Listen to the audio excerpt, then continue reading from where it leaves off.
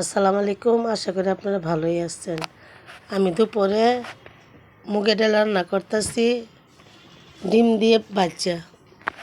ডালে নামাইয়া ধুয়ে থুইছি, ধুয়ে আমি বসাইতেছি। পেঁয়াজ একটু লাল করে হলদি মরিচ লবণ পরিমাণ মতন দিয়া আমি কষাইবো মশলাটা। এই জন্য কষাইতেছি। মুগের ডাল দিয়া ডিম ভাজা রান্না ভালোই লাগে। আপনারাও খায় দেখেন, খুবই স্বাদ লাগে, ভালো লাগে।